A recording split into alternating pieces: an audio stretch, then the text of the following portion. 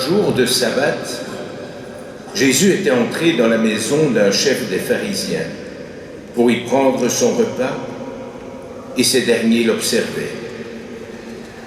Jésus dit une parabole aux invités lorsqu'il remarqua comment ils choisissaient les premières places.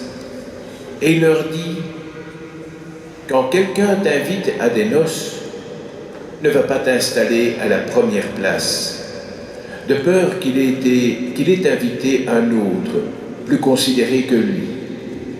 Alors, celui qui vous a invité, toi et lui, viendra te dire, c'est lui ta place. Et à ce moment-là, tu iras plein de honte prendre la dernière place. Au contraire, quand tu es invité, va te mettre à la dernière place.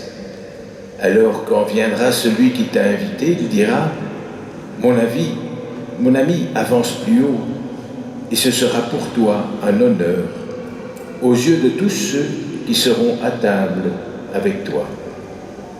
En effet, quiconque s'élève sera abaissé, et qui s'abaisse sera élevé.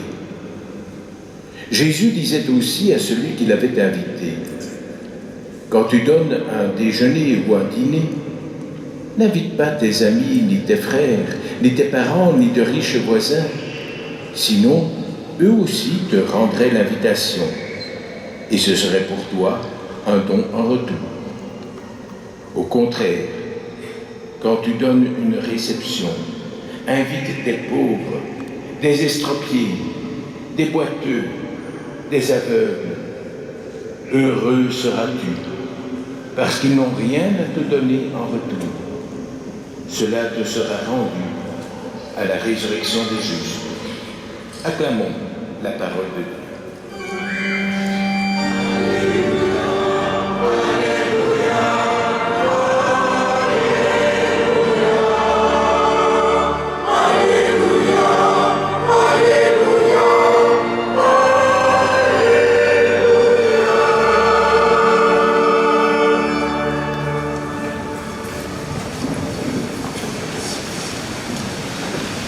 Chers bien-aimés dans le Seigneur, shalom. Shalom. C'est le dernier shalom. Chers frères et sœurs, comme son nom l'indique, Ben Sirac le sage, il était réellement sage. Il avait constaté que certains responsables dans la société étaient des personnes orgueilleuses. Un orgueil qui arrivait à pourrir la vie de la société. Une personne humble est celle qui travaille avec humilité. Il arrive parfois dans la vie, certains refusent certaines tâches ou certaines responsabilités en se disant, moi je suis une personne humble, je ne peux pas faire ceci parce que j'aimerais rester dans l'anonymat. Ça c'est une fausse humilité. Cicéron nous dit, refuser une gloire, c'est l'accepter deux fois. L'humilité ne veut pas dire refuser de responsabilité, mais l'humilité dont il est question, c'est une attitude du cœur, ce qui doit se vivre au fond de moi. C'est cette attitude que Jésus défend dans l'évangile et la liturgie nous propose pour ce 22e dimanche du temps ordinaire de la Laissée. Quand tu es invité quelque part, ne va pas occuper la première place et va au fond de l'église, de la salle. Lorsque la personne qui t'a invité arrive et te voit au fond de la salle, il viendra te chercher pour te donner la première place. Jésus nous apprend que dans la vie, il faut savoir se rabaisser. L'humilité peut nous épargner de l'humiliation. Vous voyez cette personne qui a été invitée, qui vient occuper la première place, et après on vient lui dire, ce n'est pas ta place. Qu'est-ce que cette personne subit? C'est ça que nous appelons l'humiliation. L'humiliation n'est pas à confondre avec l'humilité.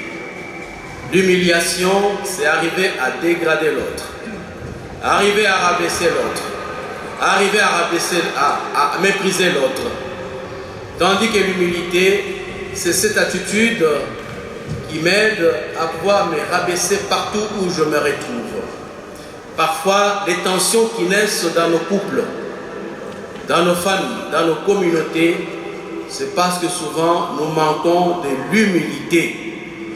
Dans un couple où tout le monde a raison, personne n'a tort, vous verrez que dans ce couple ou dans cette famille, il y aura toujours des tensions et des problèmes. Pourquoi? Parce qu'il n'y a pas ce sens de se rabaisser.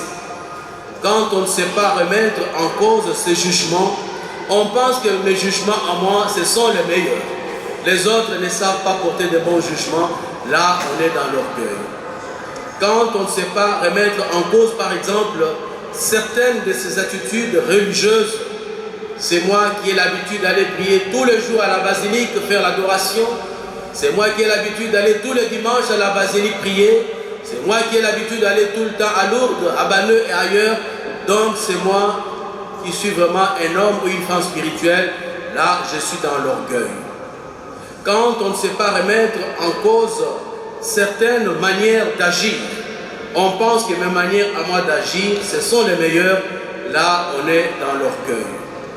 Mes chers frères et sœurs, quand on croit détenir par exemple la vérité, c'est moi qui ai toujours dit la vérité partout où je me retrouve et les autres sont dans le mensonge tout le temps. Là, je suis dans l'orgueil. Mes chers frères et sœurs, c'est quelques sentiments de supériorité, c'est quelque chose qui peut arriver à déstabiliser toute la vie conjugale, qui peut arriver à déstabiliser toute la vie familiale et toute la vie communautaire. L'humilité, c'est le fondement de toutes les vertus chrétiennes. Mais l'humilité, ce n'est pas une faiblesse. Ce n'est pas parce que la personne est humble que cette personne est faible. Non. Mais l'humilité, c'est le chemin de la vraie grandeur. Maintenant, la question que nous pouvons nous poser aujourd'hui, qu'est-ce qui peut nous aider à développer l'humilité là où nous sommes? Qu'est-ce qui peut m'aider à développer l'humilité là où je suis? Avec ma femme, avec mon mari, avec mes amis, avec ma famille. Qu'est-ce qui peut réellement m'aider à développer cette humilité? Parce que l'humilité, ça demande aussi une certaine culture. C'est quand on ne sait pas imposer ses vues aux autres, on se dit, je suis une personne limitée. Je n'ai pas une vue d'ensemble de tout. Là, on est une personne humble. Quand on sait reconnaître ses erreurs, parce que nous tous, nous commettons des erreurs, en commençant par le pape, nous commettons tous des erreurs. Si vous vous rappelez, il y a quelques années, le pape François était parti en Amérique latine. Et il avait tenu des propos sur le clergé d'un diocèse de l'Amérique latine qui n'était pas exact. Et après son voyage pontifical, le pape François avait demandé pardon à ses clergés de ce pays.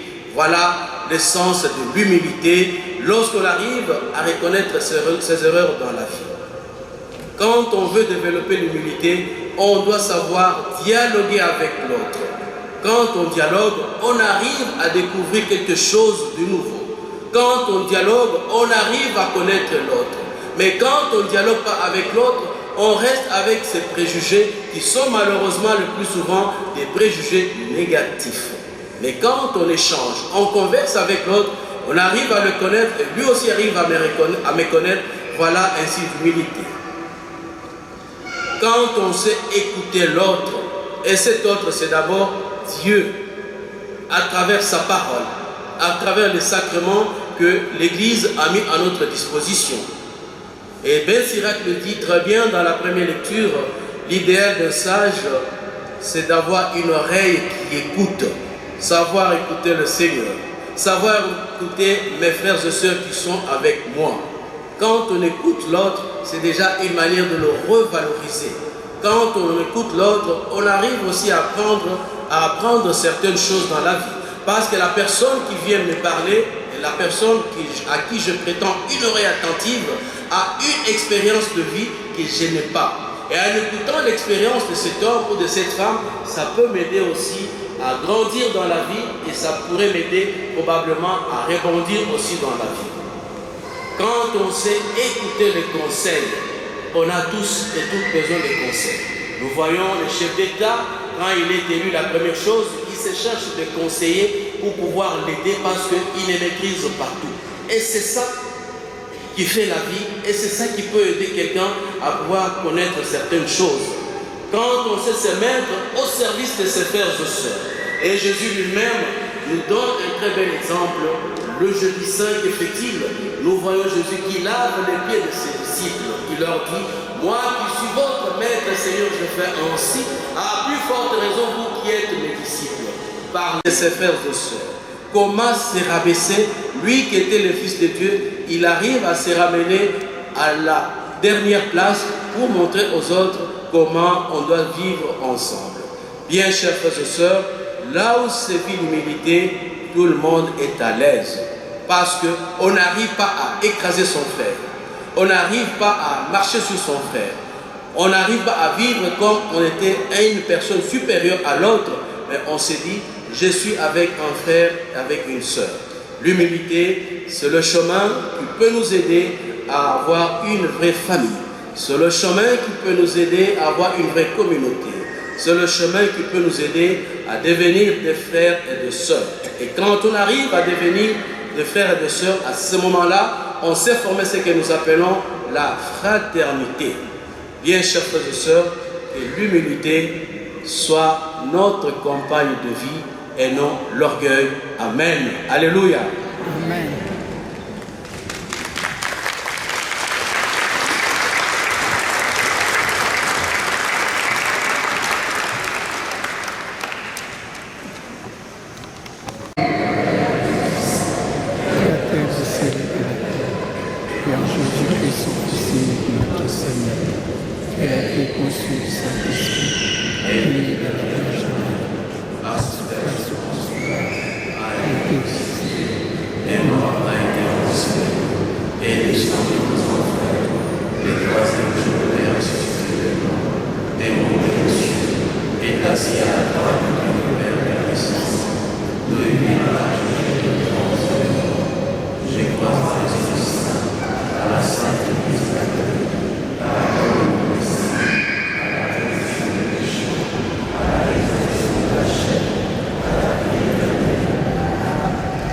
D'une voix unanime, adressons à notre Dieu nos joies et nos peines.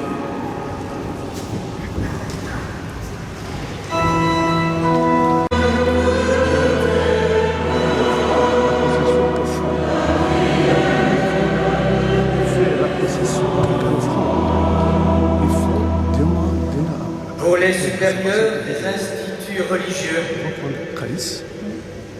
afin que, puisant dans le Christ humilité et discernement, ils puissent contribuer à construire l'unité et éveiller la joie dans leur congrégation. Prions le Seigneur. Pour les agonisants, afin qu'ils soient accompagnés jusqu'à leur dernier instant. Prions le Seigneur.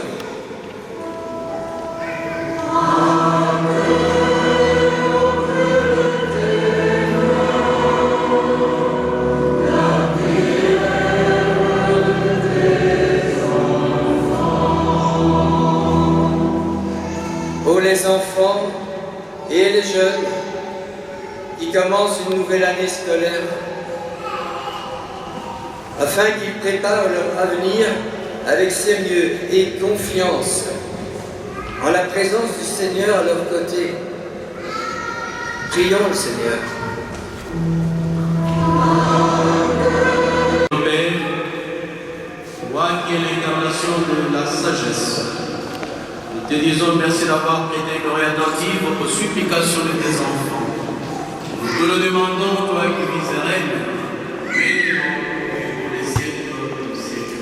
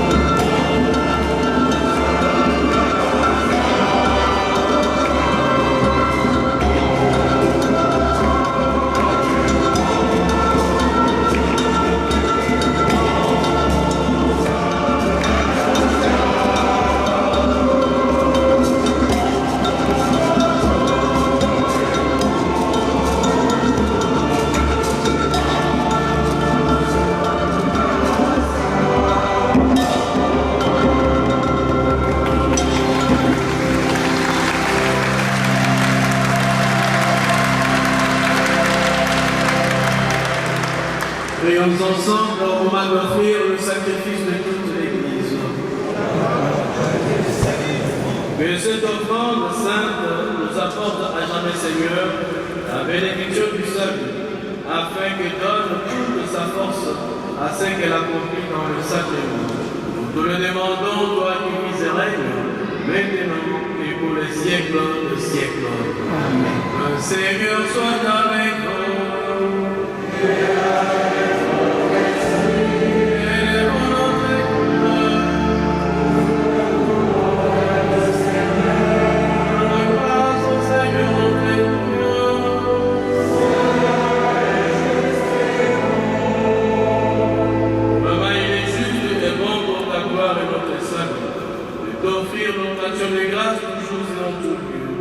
Seigneur, Père très saint, Dieu éternel et tout-puissant, tu n'as pas besoin de notre louange, et pourtant c'est toi qui nous donnes de répondre à tes bienfaits en te rendant grâce.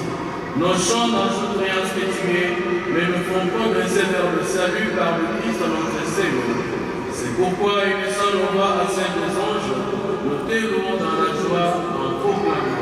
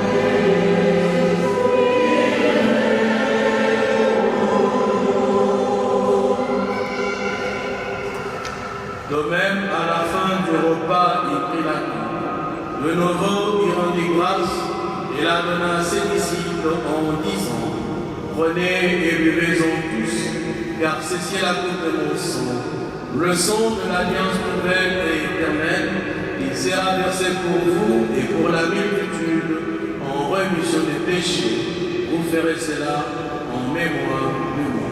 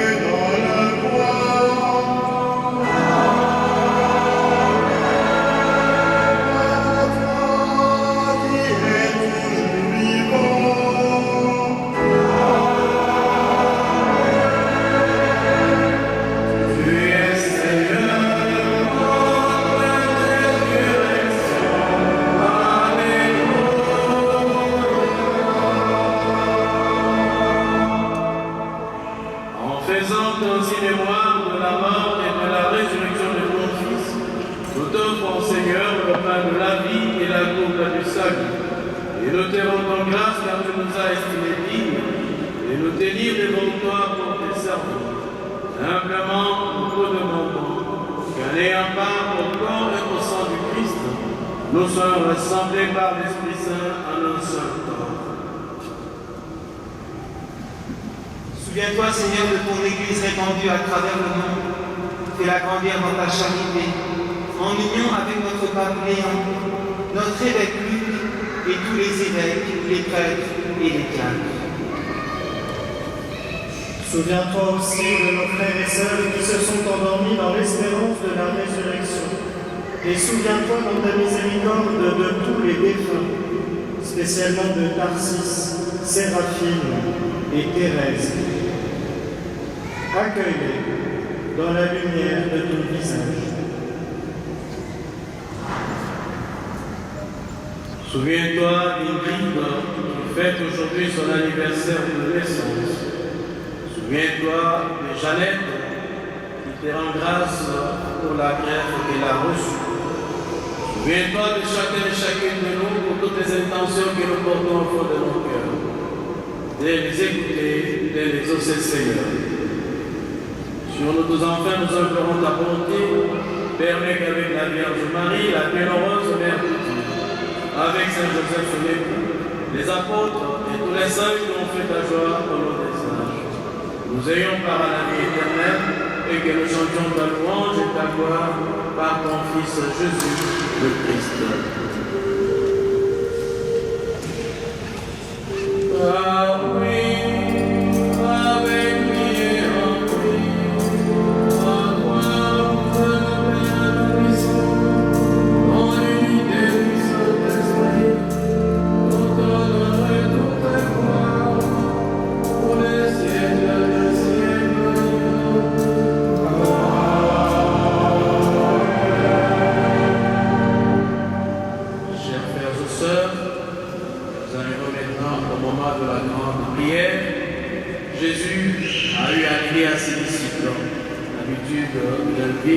Nos petites amies et nos petits amis qui sont dans l'Assemblée, et moi que nous sommes nombreux, j'inviterai quelques-uns qui sont un peu devant de venir nous rejoindre ici à l'hôtel. C'est aussi une façon de leur dire au revoir, parce qu'ils ont été très sages. Allez, les amis, venez.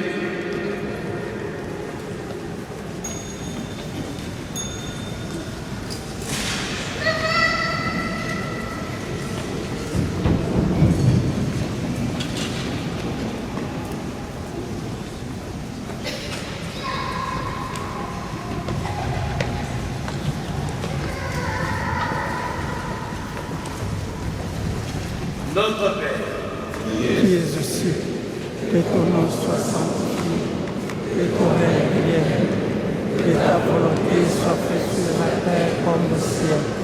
Donne-nous aujourd'hui notre pain de ce jour. Pardonne-nous nos offenses, comme nous pardonnons aussi à ceux qui nous ont offensés.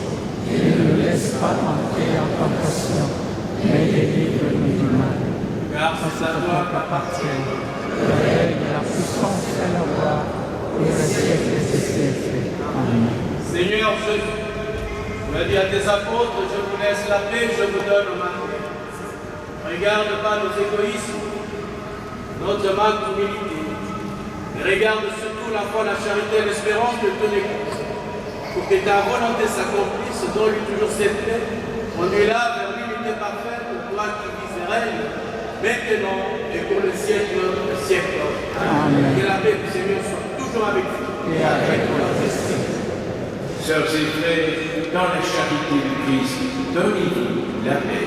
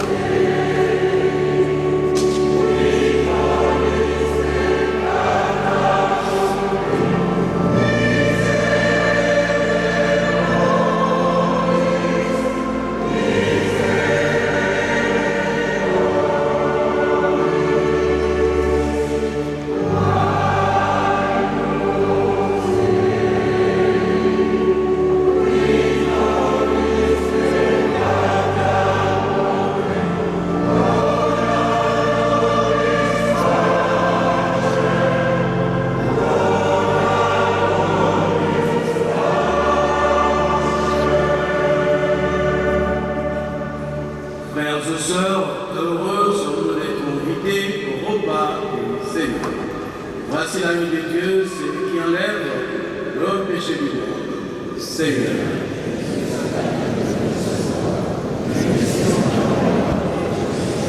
Que le corps et le sang du Christ me gardent pour la vie éternelle.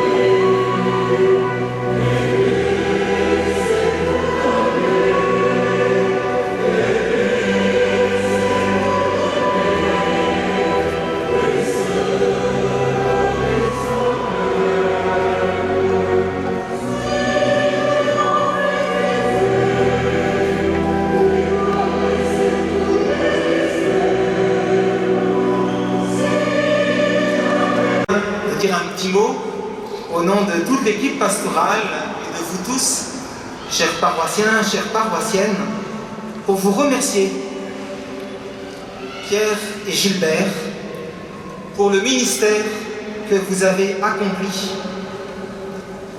Il y a une belle expression dans les Actes des Apôtres qui dit « Aujourd'hui, nous vous remettons à la grâce de Dieu ». Et même si vous ne partez pas aussi loin que Paul et Barnabé, quand ils ont quitté Antioche, vous êtes envoyés pour une nouvelle mission. Et cela n'est pas rien. Ni pour vous, mais ni pour nous qui restons ici. Alors un petit mot. Des paroissiens ont souvent parlé de la voix de Pierre. Pendant tant d'années, elle a résonné chaque dimanche dans ces murs, sur la même, paisible et posée. Sœurs et frères, dans la charité du Christ, donnez-vous la paix. Cela en dit beaucoup, Pierre, de ta fidélité et de la très haute conscience du devoir, de ce qui devait être dit et de ce qui devait être fait. Merci beaucoup pour cela. Et puis, il y a eu la manière de Gilbert de commencer ses homélies, non moins fameuses. Frères bien-aimés dans le Seigneur, allez, donnez-moi du courage. Tu vois, ce n'était pas la dernière fois, Gilbert. Merci d'avoir œuvré à la paix,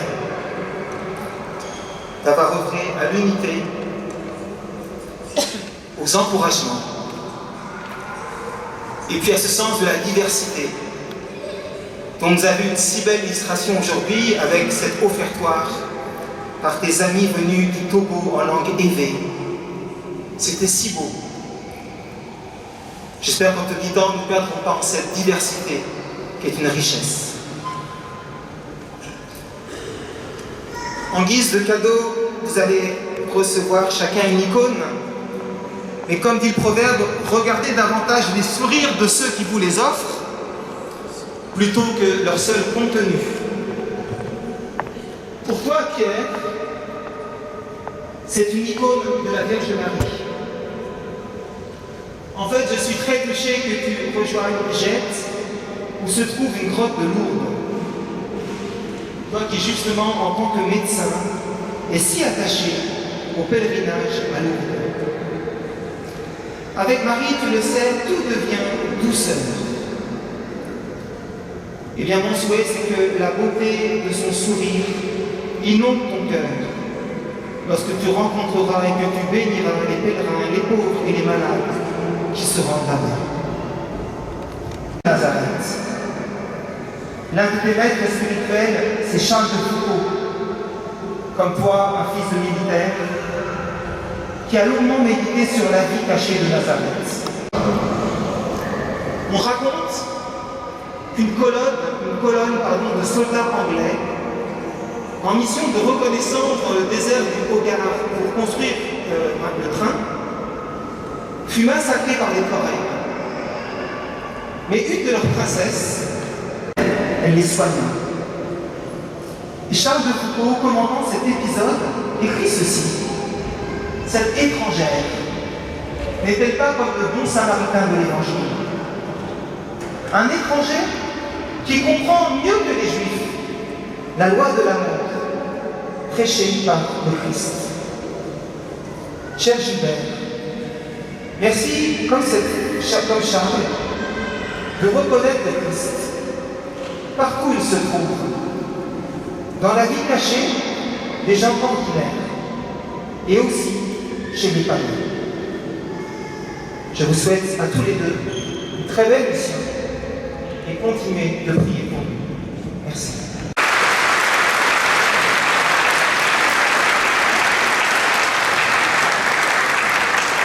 Merci pour ce que vous avez été et ce que vous êtes maintenant et ce que vous serez plus tard. Je vais simplement témoigner que la force de la prière est extraordinaire.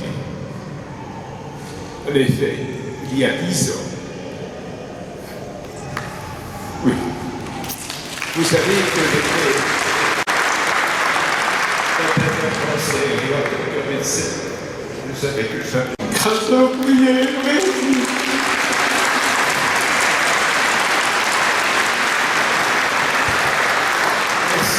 Parce que c'était les adolescents qui ont prié pour la guérison de Béatrice. Elle aussi était atteinte au niveau des coronets. L'intervention s'est passée. Elle est guérie. Merci. Et après, un dernier mot. Pardon. Si j'ai blessé quelques-uns d'entre vous, si je n'ai pas eu toujours la bonne attitude, pardon, parce que ce n'était pas dans mon intention. Ce que je veux, c'est surtout vous voir heureux, sourire, dans la joie, celle que déjà nous pouvons goûter entre frères et sœurs. Merci et pardon.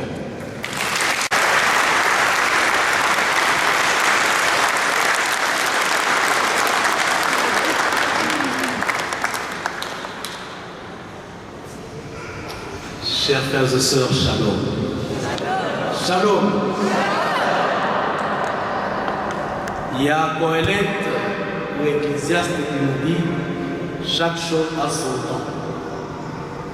Il y a un temps pour travailler dans le Père Damien, il y a un temps pour aller ailleurs. Et ce temps est arrivé aujourd'hui. Après cette célébration ici à la basilique du Sacré-Cœur, c'est au lieu de la spiritualité chrétienne à Bruxelles, je clôture officiellement ma mission dans l'UPPR Damien. L'annonce de ma nomination a été une surprise pour beaucoup d'entre vous. Après seulement 2 ans, et tu t'en vas. On ne cesse de me le répéter à chaque instant, on se croise avec l'un ou l'autre. Chers frères et sœurs, ces 2 années passées dans l'UPPR Damien ont été pour moi presque 2 années sabbatiques. Les confrères qui sont derrière le savent. Je leur ai déjà dit ça au moins à 2 reprises dans le réunion. Je pense qu'aujourd'hui, l'heure a sonné pour ouvrir une nouvelle page dans ma pastorale bruxelloise. L'homme ne se connaît pas à 100%, Moi non plus, je ne connais pas à 100%, mais je connais quand même quelques-unes de mes qualités. Je n'ai pas pu apporter ce que j'aurais dû apporter pendant ces 2 ans ici dans l'UP Père Damien. Après 11 ans de ministère comme responsable à JET, après 9 ans comme responsable dans l'UP Emmaüs à Molenbeek, et après 2 ans comme co-responsable dans l'UP Père Damien, aujourd'hui, je dois aller ailleurs. Un prêtre, c'est un soldat du Christ. Il y a une maman qui me l'a redit plus d'une fois hier à Sainte-Anne. Un soldat du Christ doit toujours être prêt à tout moment. Un soldat ne veut pas s'éterniser quelque part. Je l'ai déjà dit à un confrère, dans mon cours de missiologie, on nous disait un prêtre doit toujours être prêt. On te nomme quelque part, tu arrives le soir, tu défais ta valise. Le lendemain, à midi, tu refais ta valise pour repartir. Un soldat doit toujours être prêt pour partir, pour affronter d'autres réalités et défis. Le 22 août dernier, j'ai eu à accomplir mes 27 ans de sacerdoce. À la 27e année de mon ordination sacerdotale, je suis appelé par le diocèse pour aller affronter ce nouveau défi à partir de demain, le 1er septembre, comme responsable de l'unité pastorale du Caire Québec qui comprend Sainte-Suzanne, Sainte-Famille, Notre-Dame, Saint-Vincent et Sainte-Élisabeth. Ce n'est pas une mince affaire. J'en suis très conscient. Ce nouveau défi, je ne peux jamais l'affronter seul. J'ai besoin de vos prières. J'ai besoin de votre soutien spirituel. Sans ce soutien spirituel, il est pratiquement impossible pour que nous arrivions à accomplir notre mission avec dévouement. Quitter l'unité Père Damien ne veut pas dire quitter les cœurs de ceux qui ont cheminé avec moi. Quitter l'unité Père Damien ne veut pas dire non plus se séparer du peuple de Dieu spirituellement. Nous sommes et resterons toujours frères et sœurs. Scarbeck, Evert, Arène, ce n'est pas l'autre bout du monde, c'est à quelques minutes de la basilique. J'ai déjà chronométré le temps. Quand il n'y a pas d'embouteillage, ici jusque-là, c'est 18 minutes. Chaque fois que j'ai eu à célébrer ici à la basilique, j'ai été toujours marqué par vos réactions très positives après toutes les célébrations de la semaine, que celle du dimanche. J'en profite pour vous dire sincèrement merci pour vos mots et paroles. Vous dire sincèrement merci pour vos encouragements. Vous savez, nous sommes d'abord humains avant toute chose. Nous avons aussi besoin d'entendre des mots de réconfort, des mots édifiants.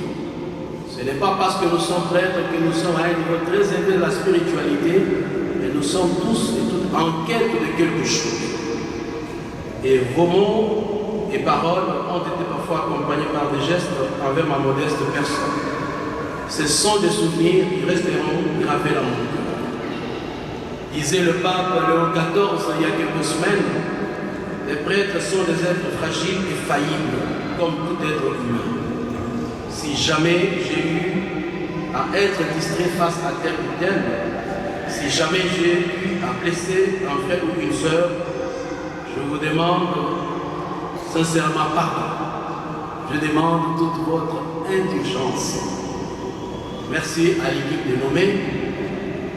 Merci aux enfants des cœurs. Merci aux acolytes. Merci à la chorale de la basilique. Merci à mes amis. Ce n'est pas seulement mes amis, ce sont aussi mes frères de la chorale Sainte Trinité. Parce que le Togo devient aussi ma patrie. Je reviens de là il y a quelques semaines. Merci beaucoup. Je sais que vous vous êtes coupés en 1000 morceaux. Vous devriez tous être à la mur. Et sur ma demande, vous m'avez honoré en venant ici pour ce beau chant de la procession. Est-ce que nous pouvons applaudir pour vous?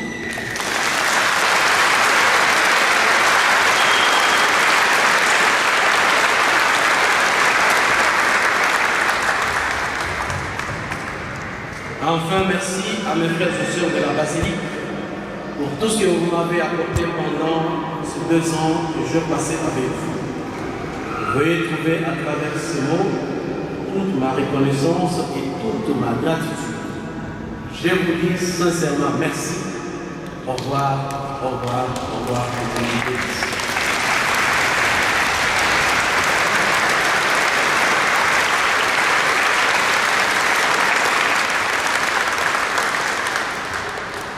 Le Seigneur soit avec vous.